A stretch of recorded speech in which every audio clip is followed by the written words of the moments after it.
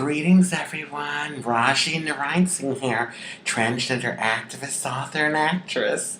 So I'm in my new fabulous bathroom, my new condo that I just got. Oh my goodness, look at the mirror. Isn't it just fabulous? Well, it is fabulous, but it isn't my new condo. It's actually a hotel in LA. I'm back! Let's take a walk through. So, pretty nice hotel. Sometimes I go to hotels, for different shows, and they don't have like microwaves or anything, but this one does. Look, microwave, coffee maker, refrigerator, sitting area, and then we're walking into the bedroom part, I'll call it, with a big king-size bed. Yeah, I'm a big queen, honey, so I don't mind a king-size bed at all. And the TV, pretty comfortable.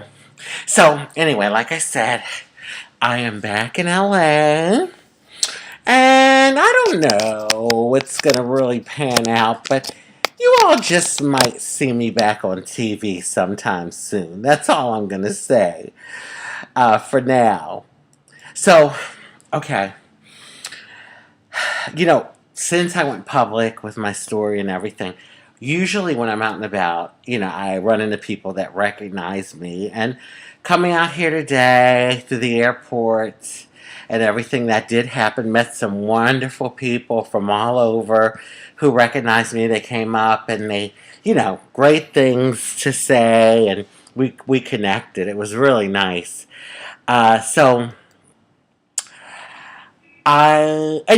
types of people, not just LGBT. There's, all types of people from all walks of life. So anyway, I get on the plane and I'm walking all the way back because I'm in the back of the plane. I'm actually not the last row, but I'm the row before the last row on the plane. So, and of course I'm in the middle seat. I swear, I don't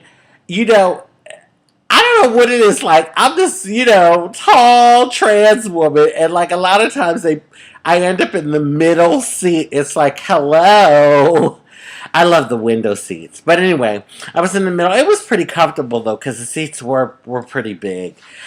So anyway, I'm walking back, and it was this young African-American guy that was sitting in the very back seat. So I'm walking towards, my seat. And of course, I felt him staring. And when I get to where I'm sitting, it was a couple. Actually, they were husband and wife. But the guy, he was really tall. He was like about 6'4". So he had the aisle seat. And then the wife, she wanted the window. So here I am in the middle, the story of my life, in the middle. So anyway, it just happened like, they were letting me get in. And I looked over, and he was all in my face, honey. And I smiled, dead stone cold stare. All right. I'm thinking, whatever. He's probably one of the types that don't like my type, So I sit down, and I'm there getting comfortable. The couple was pretty friendly to me, And actually, the husband and the wife both commented about these babies. In a nice way. So anyway, I'm there getting myself comfortable, seatbelt on and all. And the guy in the back of me, African-American guy, cute guy, gets on the phone. And then I was like, oh, honey. Oh, honey. Can anyone say Butch Queen? I love my Butch Queens. I love my LGBT family. But let me just break it down to you. He was one of those types that think they're like passing, like people can't tell that they're gay. And he wouldn't want to be friendly with someone like me, even say hello or smile, because in his mind he's thinking, well, if I am friendly to her and people see that, they're gonna clock me. No, honey, you. Let me just tell you, you're getting your own self clocked, because when he opened his mouth, I was like, okay, okay, the only faggot. Oh, and I hate that word, but you know what? Yeah, I'm a tranny. I can use the word sometime. Hell, the only faggot. So, um, yeah, but now to look at him, like a lot of butch queens, if you just look at them, they're masculine in appearance. But the reason why they're called butch queens is because the mannerisms are oftentimes feminine. So they look butch and masculine, but they're not acting that way. And it's either like the way they talk or the way they walk or something, the mannerisms. I love my LGBT family, but you know what I can't stand? I cannot stand when there's no camaraderie. I'm not saying he had to get up and kiss my ass, and treat me like Queen of Sheba. But, I smiled and said, like nodded, and it was a stone cold stare. Now, your family. You could have, nodded or acknowledged me. We have it hard enough in this world. And we break down all the groups, gay, lesbian, bisexual, transgender. Then even within the groups, there's, different compartments, I'll call them, or different types of labels, like butch queen and femme queen, and then with the lesbians, a lipstick lesbian, and then there's the studs, and all the different labels. Okay, but the bottom line is we're all in the same boat, honey, just different compartments. We all, if you are LGBTQ, have experienced some sort of discrimination on some level. Okay? Now, maybe for the trans community, we have gone through a little more when it comes to discrimination, especially, within recent years, because, there was the whole progression with gay rights and lesbian rights, but we were kind of left behind. So, yeah, maybe that.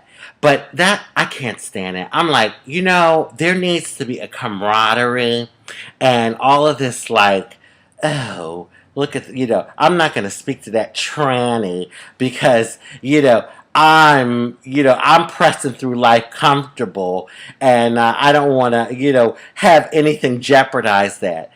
Honey, let me be the first to tell you, and I wanted to turn around and say, you, Butch Queen, you, please, if you think that you're fooling anyone, please, you're not, okay? Well, maybe some people, but, I doubt it. So, anyway, I'm sitting there, and the lady that I was sitting next to, amazing.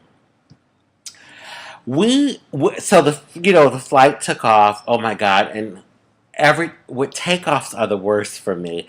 I am always so nervous during takeoffs. Oh my God, landings aren't as bad for me, but for some reason that I keep thinking this heavy metal, this heavy container is it gonna get up in the air and stay up, So anyway, we were, up in the air and at 35,000 feet and stable and everything. And then the lady turned to me and she started to make conversation. Because, like I said, when I first sat down, both her and her husband, they talked to me a little bit. But anyway, so we're talking, and she asked, oh, are you an actress? Like, are you going out to California to do a project? And I said to I laughed because I said to myself, oh my God, even when people don't know who I am, they pick up like that creative vibe, that performing. They pick up that whole vibe about me. And I smiled. I said, well, no, I'm actually lately. I've been more into the reality TV thing, but I am an actress, and I did go to school for drama. And I started to tell her about the project that I was in, Maddo, where I played Aunt Norma. As a principal character.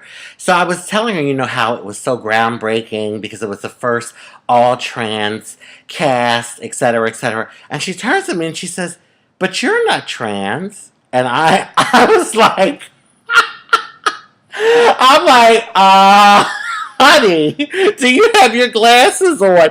It's so funny. I just always assume that everyone knows. Her and her husband had no idea that I was trans. And I was like, wow. I said, well, that's a compliment to me. Not that I'm not proud to be trans, but, the whole thing of like them just thinking I was a biological woman. I was like, wow. So she said, no. She said, I really didn't pick up on that. She says, you're so, feminine, and you're very natural with the way you carry yourself, very womanly. And so anyway, that made me feel good. But I say all of that to say that, here it is. I have family in the back, the Butch Queen, that there was no sort of connection with. And then I have this lady who's not even LGBTQ. And, she's in her late 50s. I think she's from Bolivia. Yeah, Bolivia. She's Bolivian. And her husband was Jewish. And, we connected so well. So, I'll tell you, it really is a spiritual thing. Like, when you are on that frequency, that certain frequency with another person, doesn't so much matter who you are, where you come from, what sort of social, economical status you're in, you will connect. You're going to connect. As a matter of fact, she is Seventh-day Adventist, very religious. And when I tell you, had no problem with me, even after I told her I was trans, and she was like, well, I just can't understand, like, when a lot of other Christians like criticize you all, because to me it's something natural of you, and the whole thing of God makes no mistakes, and and we're all made perfectly, and that whole thing. I was like, oh my God, this is amazing.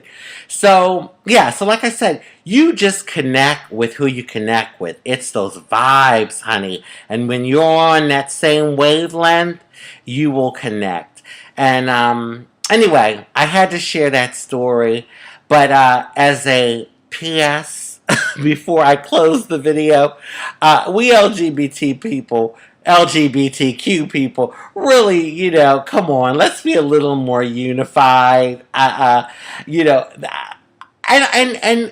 believe me, I have a lot of butch queens that love me, and I love them. And when I'm out and about, and they show me love, it's all good. But every now and then I run into that person in our LGBTQ family that for whatever reason feels that they have to like separate themselves from me, from me being, I guess, because I'm a trans woman. And I'm thinking, baby, we all are in the same boat, just different compartments, honey. And, there's power in unity, okay? When you unite, that's where the power is.